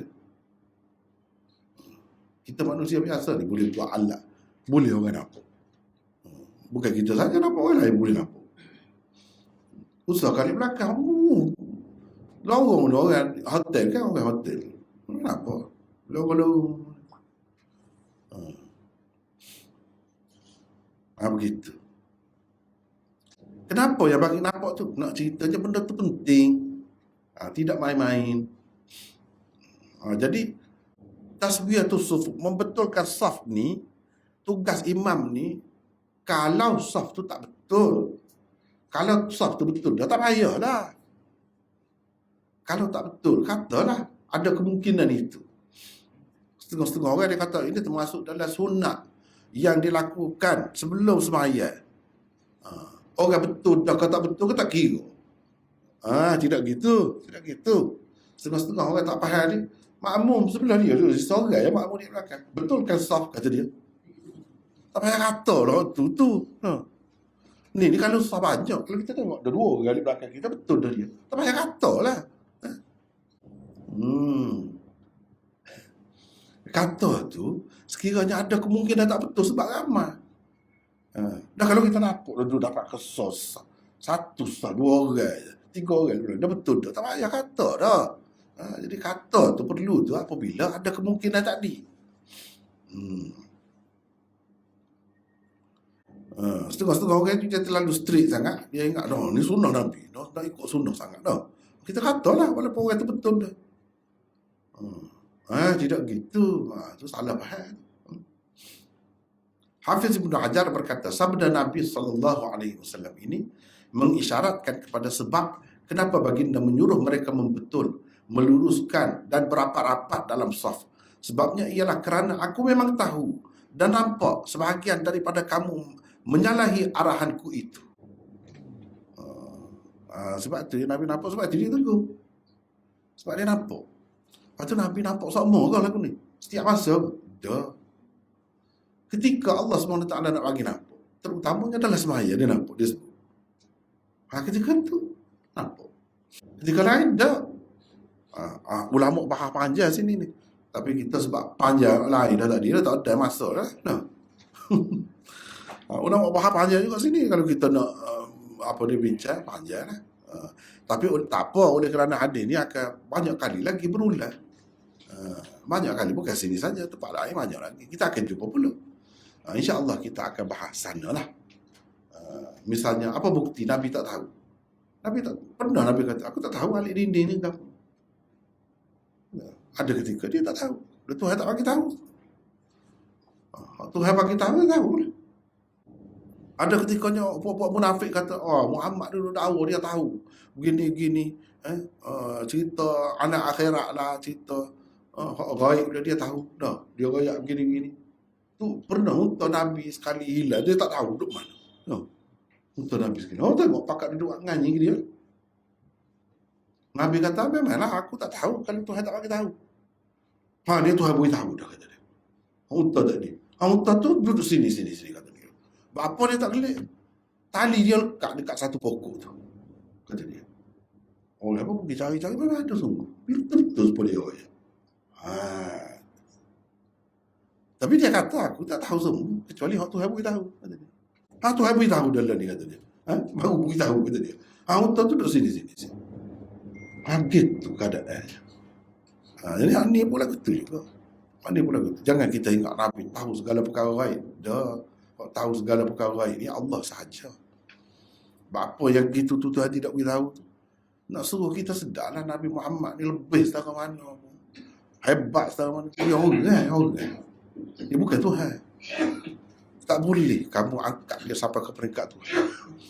Tapi tempat manusia ni kan dia lebih-lebih tu sampai peringkat tu lah jadinya. Sebab tu kita tengok orang Islam kadang-kadang dia pergi telajak lah ke gitu, nak pergi lah ke gitu. Akhirnya dia pegang mari. Biar duduk atas landasan yang betul. Usaha ke Nabi, pakai anak cucu dia je puja sampai gitu. Umat ni. Dia lah tu. Nyakit tu lah kau tu. Sebab tidak faham. Padahalnya kalau baca Quran molek, kalau baca hadis molek, jelas. Lau kuntu a'lamul ghaiba lastakthartu minal khair. Tu dalam Quran ayat. Kalau dah aku ni tahu perkara ghaib, banyaklah benda baik sajalah aku buatnya. Mana nak ayatnya tu suruh Nabi ayat. Aku tak tahu. Bukan semua tahu. Hak mana-mana tahu tu ayat. Tu asal kita pegang hak tu. Usah anak cucu dia ni jauh lah. Dia sendiri tu. Dia sendiri. Tu dia. Apa ni? Law istaqbaltu min amri mastadbartu lama suqtul hadiyah. Nabi kata. Apa ni bila dia nak pergi mula-mula niat buat haji, sahabat-sahabat sampai tengah jalan Nabi suruh buka. Ihram tu niat tukar niat buat umrah dulu. Sahabat-sahabat pun kata kita semua ni dengan niat mari nak buat haji belakang ni. Lepas tu apa yang Nabi suruh gini? Nabi pun kata law istaqbaltu min amri. Tapi kalau mana-mana bawa binatang apa ni kurban sekali dengan dia, tu tak payah ubah. Supaya asal. Betul lah Nabi bawa beberapa ekor binatang kurban dia. Jadi Nabi tidak tukarlah niat. Hak mana-mana orang lain tidak bawa binatang kurban sekali tu kena tukar niat. Lepas tu sahabat-sahabat puasa, macam mana? Tapi tak apalah dia Nabi suruh. Nabi kata, law istaqbaltu min amri mastadbartu. Kalaulah aku tahu barang akan datang, supaya aku tahu hak lepas. Supaya aku tahu barang lepas. Barang lepas kita tahu kan apa dia, kita makan kemari, kita pergi mana, esok kita tahu kan. Kalau aku tahu barang akan datang seperti aku tahu barang lepas, nescaya aku tak bawa binatang ni. Tak bawa. Tapi tak ada arah lah. Tak tahu, aku bawa. Jadi bila bawa, tak boleh pula. Tahu mana tu hal royak gitu. Orang yang bawa binatang kurban dia tidak perlu tukar. Gitu. Ini semua ni menunjukkan Nabi tak tahu. Dia tahu bila Allah SWT ada cerita. Tempat kita ni alhamdulillah nasib baiklah kita ni. Tidak pelik-pelik lagi ajaran tu. Tak sapa lagi. Tapi banyak dah sapanya. Jujur lah kubur tu banyak dah kan. Tak payah rayak dah, lama dah rayak dulu. Kau boleh tengok lah ni. Negeri orang lama tu. Duk kata Nabi ni tahu berlaku segala perkara baik. Bukan gitu. Balah pula. Ini. Dia kata Nabi tahu berlaku. Nabi kepada Nabi ni super depan dia berlaku. Dia bukan dengan hadis-hadis lagu ni Nabi nampak berlaku. Padahal dia khusus dengan semayan tu. Dia bukan dia nampak berlaku. Dia tak faham. Tapi ada sekumpulan. Nama buat-buat ni orang panggil Berilwi. Kalau di Pakistan, di India ramai. Majoritinya buat Berilwi. Hak tidak faham lagu tu minoriti sana. Bunyi kata ahli sunnah 90 berapa peratus. Ahli sunnah pecah berapa pula. Ni masalahnya. Sebab tak ikut Quran dengan sunnah dengan mulai. Tak ikut main fikiran dia. Saya ke Nabi telajuk ni. Sampai akak Nabi tu 10 lebih. Sampai ke peringkat Tuhan. Dah bui tahu perkara baik ke apa tu. Tidak punya sifat Tuhan. Dia kata betul. Tak ada dah basyariyah Rasul. Innama ana basyarun mithlukum. Lupa dah tu. Padahal dalam Quran Tuhan suruh royak, aku ni manusia, supaya kamu manusia, supaya kamu. Tengok, kamu makan, aku makan. Kamu sakit, aku sakit. Supaya kamu. Tak ingat dah. Nabi ni bukan sebarangan orang. Mari apa nama dia, bunga-bunga dia apa dia? Nur Muhammad apa dia? Ya, dia tu. Bunga-bunga dia. Orang yang percaya kepada Nur Muhammad kan ada? Ya, dia tu. Cuma tidak banyak lagi tempat kita. Kalau banyak, siapa ke peringkat tu? Susah lah. Susah. Nama saja ahli sunnah. Tu di Turki-Turki tu. Beri Louis saja tu. Ramanya ahli sunnah. Tapi kalau kita baca, kita tengok mana-mana dia royak 97, berapa? 98 gitu. Persen. Istilah ahli sunnah. Ahli sunnah. Ahli sunnah mana? Ahli sunnah lagu mana? Itu benar. Jadi di sini pun panjang lah. Oleh kerana masa tidak mengizinkan kita setakat itulah dulu hari ini. Wallahu a'lam. InsyaAllah kita akan bertemu lagi hadir-hadir, kita akan bincang lagi. Ada persoalan? Okey. Assalamualaikum. Waalaikumsalam. Nak tanya pasal nisfu Syaban. Jadi setakat mana tu yang diajarkan oleh Nabi untuk kita beribadah malam nisfu. Sebenarnya tak ada satu. Begitu ya saya boleh baca. Saya tulis panjang. Sini ada ke tidak? 99 usul dirayah. Dalam tu bicara. Kalau nak detail, saya faham segala hadis-hadis ni faham. Tak ada satu pun yang sabit. Kalau yang sebut tentang ada kelebihan malam ni, baca begini ada kelebihan ni, esok moleknya kita kena puasa ke apa. Betulan ni sebut tu kan dia Ayyamul Bid. Ayyamul Bid tu, kalau kerana Ayyamul Bid kita puasa tu memang tak ada jadi masalah lah waktu tu. Tapi setengah orang sekala-sekala biasa-biasa ni tak puasa pun. Tapi bila tiba ni ada kelebihan ni esok tak puasa. Padahal sekarang ni tak puasa. Itu tak kena. Itu tak kena. Kalau kerana bulan Syaban ni sebut Syaban ni apa pun sembahyang kau malam tu baca Yasin kau apa tak ada semua. Tak ada semua. Semua bid'ah. Semuanya bid'ah. Sampai begitu sekali lah. Itu hak kata ahli sunnah tu. Hak kata nak pakai Quran, ada pakai hadis tu. Tapi tak ada gapo dalam hadis pun, pakai tak. Situlah kena apa nama kita orang mengaji hadis ni kena jaga lah. Tak ada asas satu. Keliru. Kalau baca buku saya tu, saya jelas. Ada orang kata, so tu pun tak ada. So tu. Tak betul, bukan gitu maksud dia. Baca tu tahu. Ada dah panjang dah. Cerita pun panjang dah. Jadi secara ringkasnya gitulah. Tak ada apa pun kelebihan. Seperti bulan-bulan lain. Kalau cerita tukar takdir lah. Malah ni lah yang menentukan takdir nasib manusia apa semua. Tak karut lah. Ni semua nak mengalihkan perhatian umat Islam daripada nisfu, daripada Lailatul Qadar kepada nisfu. Nak suruh besar nisfu lagi daripada Lailatul Qadar. Semuanya itu sebenarnya. Perancangan musuh. Nak pergi ke situ. Itu secara ringkas lah. Lailatul Qadar tak pasti kan? Tak pasti. Malam ke berapa Lailatul Qadar? Nisfu Syaban mesti ke tidak? Pasti ke tidak? Pasti, jelas. Dan kalau kelebihannya dapat support dengan Lailatul Qadar, baik tekan hak ni. Apa perlu tekan hak penat, nak malam, kena jaga, no. Baik hak ni. Tentu, pasti. Dia nak pergi tengok. Penipuan. Ni penipuan ni. Bahaya syaitan punya pasal, punya kerja. Kena faham tu, setengah orang yang tak faham. Bukan dia apa-apa ni, tak faham. Ni permainan Syiah. Ni sebut Syaban tu Imam Mahdi dia lahir. Tu. Dia jadi besar sangat tu. Dia jadi mulia sangat tu. Kau tu, kita tak tahu cerita. Lepas tu, no. Lailatul Qadar, dia nak alih kelebihan Lailatul Qadar, mari letak ni sini. Biar letih dah kita. Dah puasa 3 bulan, letih dah. Bulan Rejab lagi puasa. Panjang bulan Rejab. Siapa suruh? Sebab kita tak ngaji. Kalau kita ngaji tahu tak? Saya nak Umar marah. Siapa kalau orang puasa bulan Rejab tu dia suruh makan. Kalau tak makan ini aku bayar tangan. Siapa gitu? Kita dah menang. Tak ada masalah. Tapi hak ni apa ni Lailatul Qadar tadi tak pasti. Cuba fikir. Mana orang nak? Lama-lama orang akan pilih hak ni. Kalau kita tak jaga mol. Kalau kita tak boleh faham mol pada masyarakat. Orang akan pilih ni sepuluh lah. Sebab dia jelas semalam. Kalau kita tahu kelebihan dia disebut ada lebih pada Lailatul Qadar lagi. Apa tak saya buat ni? Itu bahaya tu.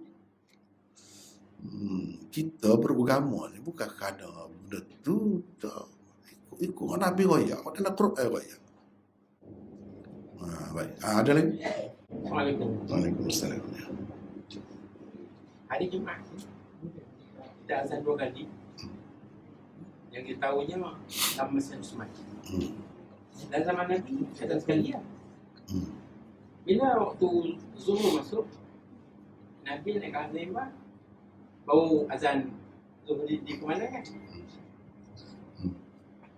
Tanya bila Nabi semayang sunat Qobliyah Jumaat, dan ada ke tidak Jumaat ni Qobliyah dan Jumaat di pagi Jumaat? Begini ya. Yang pertama yang keduanya. Yang keduanya, bila kata di luar pada di luar lah, terutama Mesir dengan negara sekarang ni, Israel ganya apa ni Palestin ni, apakah mereka itu juga apa ni menganut Brandwi tadi? Siapa? Ni aku Arab. Palestin. Dan ni buat Arab yang tak sokong perjuangan Hamas ni. Ada lain. Itu soalan. Ya. Jadi yang pertama tu azan 2 kali itu zaman Sayyidina Uthman. Tidak jadi masalah. Kita boleh ikut pun. Sebab itu termasuk dalam sunnah Khulafa'ir Rashidin. Sunnah Khulafa'ir Rashidin. Setengah-setengah orang dia kata bid'ah tu. Tak boleh juga main bid'ah. Semata-mata bid'ah ni tak boleh juga. Kena tengok dulu kiri kanan. Kena tengok kiri kanan. Kalau macam azan ni tak betul kalau orang kata bid'ah. Sebab apa? Sebab Nabi sendiri kata sunnah Khulafa'ur Rashidin. Alaikum bisunnati wa sunnatil khulafa'ir rasyidin al-mahdiyin. Kan? Itu hadis Nabi. Kamu kena ikut sunnah aku dan sunnah khulafa'ir rasyidin. Dan Nabi sebut sunnah. Maknanya kalau di zaman Nabi tak pernah buat, tapi kalau sahabat tu buat, kita kena bersangka baik. Imam Syatibi, orang yang bincang secara detail, secara halus tentang bid'ah, tentang sunnah ni. Dia sendiri pun kata itu tidak bid'ah. Itu termasuk Nabi sendiri, dan Nabi sendiri sebut sunnah Khulafa'ur Rasyidin. Bukan sunnah dia, sunnah Khulafa'ur Rasyidin. Tapi Nabi suruh tu. Suruh pegang teguh tu. Sebab itu tidak termasuk dalam bid'ah. Jadi boleh lah. Jadi nak kata bid'ah, bercanggah lah dengan Nabi kata tu. Nabi dah kata sunnah. Sunnah ni benda boleh. Dan dia sebut sunnah Nabi mana suku, sunnah Khulafa'ur Rasyidin suku. Mana kalau katakanlah memang tak ada lah Nabi. Tak ada. Tak ada kata, tak ada pernah ajar macam tu. Kita kena bersangka baik. Mereka buat tu kiranya mereka tahu dah lah daripada Nabi. Gitu. Sebab itu mereka buat. Kalau katakanlah memang tak ada Nabi pun, itu sunnah Khulafa'ur Rasyidin. Tak boleh kata bid'ah. Sebab apa? Sebab Nabi kata begitu. Itu kelebihannya. Beza tu Khulafa'ur Rasyidin dengan khulafah lain. Khilafah Uthmaniyah pun khulafah juga. Apa panggil kan? Tapi lagu tu kan? Dia Khulafa'ur Rasyidin. Itu soalan yang pertama. Soalan yang kedua, sebelum masuk waktu zuhur, sebelum masuk waktu zuhur, mana band? Mana tak masuk waktu lagi kan? Gini, kita kena faham. Di hari Jumaat ni ada khilaf ulama. Kalau mungkin ikut Imam Ahmad kan ada, waktu Jumaat tu masuk lebih awal lagi. Sebelum gelincir matahari masuk dah. Jadi tak ada masalah lah kalau band untuk Jumaat masuk dah. Itu satu jawapan. Lepas tu, kalau semaya, apa dia qabliyah? Kalau kita terima semaya qabliyah, ada. Bagi orang yang kata ada. Macam mana nak semaya qabliyah tak masuk lagi waktu? Masuk dah lah. Kalau mengikut Imam Ahmad, masuk dah. Pukul 11 tu masuk dah. Kalau tempat kita sini, pukul 11. Masuk dah. Jadi nak semaya qabliyah tak ada jadi masalah lah. Itu kan? Bagi orang yang kata semaya di zaman Nabi SAW, best sekali ya. Jadi apabila masuk waktu, bila masuk waktu tu, lepas tu Nabi terus khutbah. Masa mana nak semaya qabliyah? Itu masalahnya. Bagi orang yang tak terima ada qabliyah tu sebab dia kata itulah benda. Tapi bagi orang yang kata ada juga qabliyah, dia kata begini. Kita bagi ruang belakang kepada semua orang. Dia kata begini. Ada sahabat masuk, dia tak semaya lagi, Nabi suruh semaya. Makna tengah tu imam duduk khutbah, tak jadi masalah semaya. Gitu. Dia kata lah. Tapi saya kurang setuju lagu tu kan. Hak Nabi suruh semaya tu tahiyatul masjid. Bukannya qabliyah. Bukannya qabliyah. Kita kata kalau pakak duduk semaya belakang masa tu baru pergi dah. Jadi untuk imam dia nak ceramah, nak khutbah pun tak sedap dah. Orang duduk semaya belakang macam tak ada apa pun dia. Pula jadi begitu. Jadi hak semoleknya tak salah pada ketika tu. Tak salah. Tapi bagi orang yang kita sekarang ni, orang bang mula-mula tu masuk dah waktu. Kalau masuk dah tak jadi masalah. Memang orang bang masuk waktu pun. Jadi kalau dia semaya qabliyah tak ada masalah pun. Dah masuk dah waktu. Bagi orang yang kata baru masuk lah waktu zuhur. Kalau kita terima pendapat Imam Ahmad tadi, sebelum tu masuk dah. Tak ada masalah. Nak semaya qabliyah tu. Tapi masalahnya ya ban dululah. Memang dia ban awal. Kalau mengikut Imam Ahmad nanti kita akan bertemu lah hadis dia tu. Bila kita bertemu kita akan bincang lah di situ. Jadi itu masalah khilaf. Masalah khilaf pada lagu tu termasuk dalam masalah khilaf. Tapi kalau tanya saya mana lebih kemah tak ada qabliyah. Gitu ya. Tapi kalau orang nak buatlah. Ada juga pendapat yang faham begitu. Habis itu. Yang ketiganya Hasil qabliyah ba'diyah tu memang ada lah. khilaf. Ba'diyah memang ada, tak ada khilaf. Qabliyah ada khilaf. Gitulah. Kalau kita baca dalam syarah Bukhari apa ni pun memang gitulah sebutnya. Baik. Seterusnya yang ketiga tadi, berelui ke tidak? Sana dia tak sampai berelui ke sana. Pengaruh dia tu tak sampai ke tanah Arab. Dia hanya ada tanah Ajam saja. Turki apa, banyak. Iran apa tak kira lah tu. Kalau tanah Arab ni macam Iraq tu dia ada pengaruh Syiah kuat dah. Itu lain pula, Syiah pula, pengaruh Syiah pula. Tapi Berelwi ni sebab dia pengasas dia di India. Mana Kedia dah, lewat dah. Kedia. Dia tak berapa sampai lagi sana. Tapi kalau di England, di Amerika, di mana orang Islam, ramai juga yang ikut Berelwi. Tapi kalau buat Hamas apa dia tak ada kena guna. Dengan buat Berelwi ni tak ada kena guna. Ya. Soalannya sokongan bangsa Arab kepada perjuangan Palestin ini tak sokong dari mana? Itu soalannya saya tidak mesti. Tak sepatut begitulah kan. Tak sepatutnya. Sepatutnya kita orang Islam ni. Tengok kita yang jauh gini. Hari Jumaat tu bukan main kan.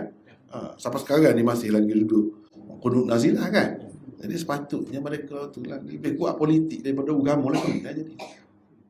Kalau lebih kuat politik daripada agama jadi lagu ni lah akibatnya. Itu pun masalah politik lah. Sama-sama dia. Tak boleh lah. Kena agama ni depan sama. Datang daripada segala-galanya. Baru senang. Gitulah jawapannya secara ringkas. Ada tanya. Ada. Tengok sekali dua ni perkembangan bekas lepas ni bagai beli ni makin luar ni mana boleh ramah kan. Waktu tu memang ada tanya kenapa orang lepas ni Dia apa? Di kepia, selipat. Lambat. Tak boleh lah tu. Ini sebabnya ada setengah-setengah pihak berkuasa agama lah, majlis agama setengah-setengah tempat, dia pandai benda tu tak penting. Okey je dia. Tapi bukan semua majlis agama bukan semua. Ada nak cerita. Jadi sebab tu orang jadi orang ramai ni jadi gitu. Kalau kita ambil sikap yang tegas, selesai masalah. Ni tak sepatutnya. Jadi institusi agama ni pun satu hal juga kadang-kadang. Jadi minat alah kau gitu tu.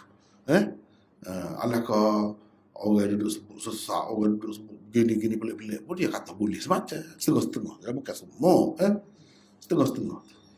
Macam Syekh Nazim kau putus sesak. Memang jelas tu. Boleh semacam. Nak kan? Kalau doktor sendiri sakit, pak kita nak arah apa dia nak berubah orang sakit. Dia sendiri sakit. Gitu je lah. Jawapan saya harap-harapnya orang-orang yang duduk situ nak berubah orang ni, dia janganlah sakit. Pandai-pandailah jaga diri. Sepatutnya doktor tak kenalah penyakit tu. Gitu. Keadaannya doktor pun kena penyakit ni. Tapi tidak semua. Tidak semua. Setengah-setengah tempat. Dia boleh berlaku. Dia ada gitu. Ni masalah. Tak tahu nak gapo, tak tahu.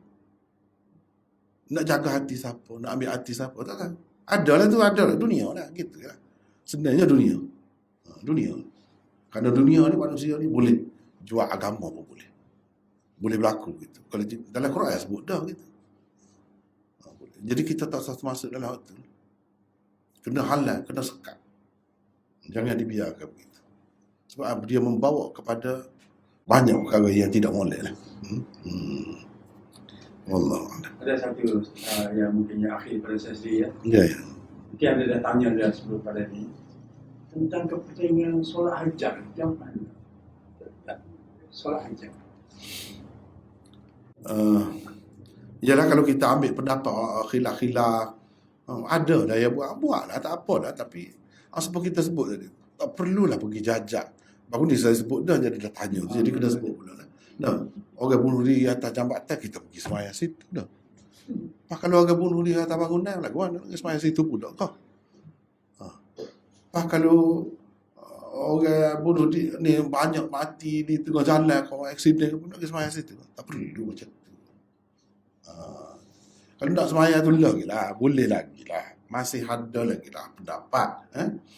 Tapi pendapat yang lebih kuatnya, semayang hajat ni jemaah tu, dia hadis dhaif. Kena kira berdasarkan hadis. Hadis dhaif. Bukan hadis sahih. Jemaah ni ramai-ramai. Apa lagi kalau berpanggil-panggil lah, panggil. Oh ya, hari sikit-sikit kita nak. Lagi lah. Tak ada dibuat oleh Nabi SAW. Adanya semayang sendiri-sendiri. Itu ada. Semayang hajat tu memang ada. Buat sendiri-sendiri. Itulah yang terbaik. Ada memang keluarga. Mana? Kalau nak amal keluarga. Tak lah, benda tu benda masih khilaf. Kita pun melera berdasarkan hak terima khilaf tu. Boleh lah. Tapi janganlah siapa begitu. Jangan siapa begitu. Gitu je lah. Banyak sangat hajat ni kan. Semua hajat. Sendiri tidak buat. Semua pakai surah masjid. Anak nak periksa, anak nak gampang, nak gitu-gitu, semua masjid. Sedangkan kalau kita tanya, ni kita belajar hadis ni. Semua ada hajat sama Nabi pun. Ada kau gitu? Ada kau gitu? Tak pernah jumpa supaya hajat di masjid ramai-ramai. Tak pernah. Satu pun tak ada. Lepas tu? Tu yang kita kata. Kalau semayang-mayang di masjid ada. Semayang-mayang di masjid ada. Tapi biasanya semayang mayat pun bukan dalam masjid, di luar masjid. Tapi dalam masjid ada. Itu tentu ada. Ada sahih, ada. Tapi kalau semayang hajat ramai-ramai dalam masjid, banyak juga hajat orang sampai itu bukan? Tak pernah ada.